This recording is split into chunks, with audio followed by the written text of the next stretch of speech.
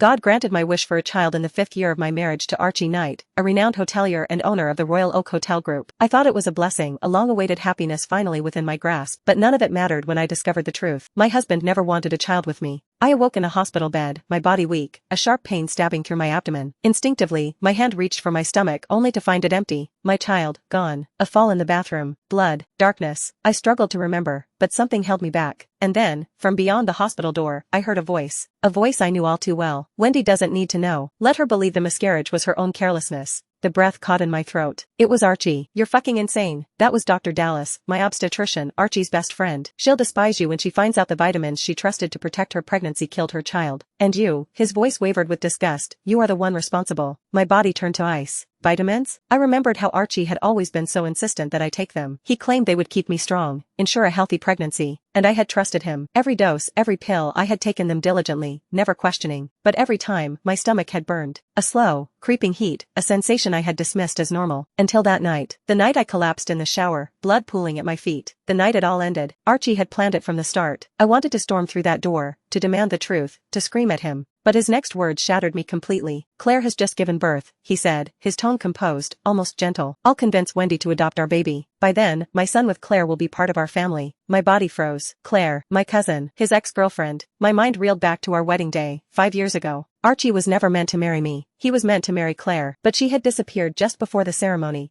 and at grandfather James' insistence, I had taken her place. And now she had returned, bringing Archie's child with her. I married her because of grandfather's will, Archie continued, his voice devoid of warmth. I thought I loved her, but not anymore, not after what she did. My breath hitched. So that was all I had ever been? A stand-in? A convenient replacement for the woman he truly wanted? I had believed him. I had loved him. I had dreamed of building a family together. I clenched my fists beneath the sheets, blinking back tears. He thought he had one. I would let him believe that. For now, the door opened, and Archie stepped inside, his face a mask of concern, his expression carefully crafted. Wendy, you're awake. He rushed to me, wrapping me in an embrace, pressing kisses to my face as if I meant something to him, as if I mattered. I did not respond. He had never cared for me, not truly. But I would make him pay. 3 days passed before I was discharged from the hospital. I stood at the entrance, staring at the empty driveway. Archie had not come to collect me. Instead, he had sent his assistant. Come, Mrs. Knight. Caleb, the man who had long been tasked with handling my affairs while Archie busied himself with his empire, gestured towards the waiting car. I swallowed my disappointment, an emotion I had grown far too accustomed to. Without a word, I stepped into the vehicle. Caleb shut the door behind me, and the journey home began in silence. To distract myself, I reached for my phone. A notification appeared. A post on social media. I tapped it open, and my world crumbled all over again. A photograph. Archie and Claire. They stood side by side in front of a maternity hospital. She was smiling, radiant, joyful. Archie, though turned slightly away from the camera, was unmistakable. He held a newborn wrapped in white, his posture protective. The caption beneath the image twisted the knife deeper. Welcome, our little son. The most beautiful gift of our lives. My hands trembled. Archie wasn't even trying to hide it. Tears burned at the back of my eyes, but I refused to let them fall. I had been clinging to a sliver of hope that somewhere, buried beneath all the cruelty, he still cared for me. But I had been wrong. Foolishly, painfully wrong. I curled my fingers into fists. No more tears. Not for the man who had destroyed me. I was sitting on the bench in the back garden, letting the afternoon breeze cool my skin when the sound of approaching footsteps reached my ears. I didn't need to turn around to know who it was. What are you doing out here alone? Archie's voice was light, almost as though nothing had ever happened between us. I shrugged, keeping my gaze fixed ahead. Just needed some fresh air. He nodded slowly before settling beside me, cradling a tiny baby wrapped snugly in a blue blanket. I hope you don't mind me bringing him along, he said, offering a small smile. He's still too little to be left on his own. I turned my head slightly, feigning curiosity as I regarded the sleeping infant. Whose baby is this? My tone was deliberately flat. Archie hesitated before finally answering, an acquaintance's. He couldn't take care of him, so I was considering adopting him. I glanced at him then, arching a brow. Adopt him? He nodded, his expression growing serious. Yes, Wendy. His name is Zach. I know losing our baby was devastating for you. I felt it too. His voice softened, as though he were carefully choosing his words. But maybe this is a second chance for us. We could raise him together as our own child. I looked at the baby, then back at him. Are you sure this is what you want? Yes, Archie said with quiet conviction. He needs a family, Wendy. And I think we could be good parents to him. I suppressed the cold smile that threatened to form on my lips. Did he really think I wouldn't see through this? That I would blindly accept a child, his child, without questioning its origins? How stupid did he think I was? I let out a soft sigh, pretending to waver. I don't know, Archie, adopting a child is a big decision. I need time to think. His expression softened, as though he truly believed I was considering it. I understand. I don't want to pressure you, he said gently, but I do think this could be a new beginning for us. A new beginning. I lowered my gaze, masking the chill in my heart behind a thoughtful facade. If he thought I would fall for his game, he was sorely mistaken. Sunday. The towering glass facade of Ravenwood Law reflected the golden hues of the late afternoon sun as I stood before it, my resolve solidified. Today, I was filing for divorce from Archie Knight. I stared at the entrance, my breath steady yet waited. For too many years, I had allowed myself to be a fool, trapped in a marriage that had been nothing more than a carefully constructed illusion. But no more. If Archie had chosen his path with Claire, then I would carve out my own. With purposeful steps, I entered the building, my heels clicking against the polished floor of the near-empty lobby. The receptionist directed me upstairs, leading me to an office at the end of a long, cool-toned corridor. The air conditioning was crisp, but it did nothing to quell the fire in my chest. I took a seat in a sleek leather chair, my hands clasped in my lap, fingers curled into fists. It wasn't long before the door opened, and a man stepped inside, a file in hand. "Good afternoon, Mrs. Knight," came his deep, measured voice. I turned towards him and felt the ground shift beneath me. Leon Aldrich. For a moment, the world around me blurred. I knew him, not just as a lawyer. He was someone from my past. Someone from a time before my life had become entangled with Archie Knight. His gaze flickered with recognition, but it was brief, quickly replaced with the cool professionalism he had always exuded. He pulled out a chair across from me, placing the file on the desk before him. "It's been a long time," he said, his tone quieter now. "I never expected you to walk into my office as a client." I swallowed, willing my emotions into submission. "I didn't expect to see you here either." Leon studied me for a moment, as though searching for something beneath the mask I wore. "So, you want to file for divorce from Archie?" I straightened my spine. "Yes. I can't continue in this marriage any longer." His expression remained unreadable. "Are there specific terms you want to include in the settlement? Asset division? Custody arrangements?" I exhaled slowly. "I don't want anything from Archie. I just want to walk away." Leon frowned. "No claim on the estate? Wendy, you do realize who your husband is. You know he won't let this end quietly." I met his gaze, unwavering. "I'm ready for whatever comes." He studied me for a beat before allowing a small, knowing smile to ghost across his lips. "You haven't changed. Still as stubborn as ever." A humorless chuckle escaped me. "And you're still the same, always able to see straight through me." Leon's gaze lingered a moment longer before he sighed, leaning back slightly. "Very well, I'll handle everything." He picked up a pen, flipping through the documents in front of him with the same precision I remembered from years ago. His sharp eyes scanned the legal text, the papers that would officially sever my ties to Archie Knight. "Tell me everything I need to know, Wendy," he said, his voice calm but firm. "The more I know, the better I can protect you." I bit my lip, hesitating before speaking. "I want this over as quickly as possible, Leon. I don't care about the money, the properties, any of it. I just want to be free." His eyes darkened slightly. "Are you sure? You've given years of your life to this marriage. Don't let him dictate how it ends." I shook my head. "There's nothing to fight for, Leon. It was all an illusion." He let out a slow breath, closing the file momentarily. "All right, but you do realize Archie won't let this go easily. He'll either try to hold on to you or make your life hell for trying to leave." I had no doubt about that. Archie never relinquished control willingly. "I'm prepared," I said firmly. "No matter what he does, I won't change my mind." Leon studied me once more before nodding. "Then we'll begin immediately." He slid a document across the desk, placing a pen beside it. "Sign here. This is the formal petition for divorce." I took the pen, my fingers trembling ever so slightly, not out of fear or hesitation, but because this was it, the moment I was finally taking control of my own life. With a deep breath, I signed my name. Leon took the paper back, glancing at my signature before meeting my eyes. "You've just taken the first step, Wendy." I nodded. "I know." Something flickered in his gaze, an unreadable emotion he quickly concealed. I ignored it, focusing instead on the weight lifting from my chest. "Is there anything else you want me to arrange?" Leon asked, his voice quieter now, as though sensing the storm still brewing within me. I met his eyes, my resolve hardening. "Yes," I murmured. "I want a new identity. I don't want Archie to ever find Wendy Clark again." Leon's brows lifted slightly, but he masked his surprise well. And then, after a brief pause, he nodded. A silent promise that my request would be granted. A slow, knowing smile played at his lips. "Welcome to your new beginning, Wendy." I let out a breath I hadn't realized I was holding. Yes, this was a new beginning, and I would never look back again.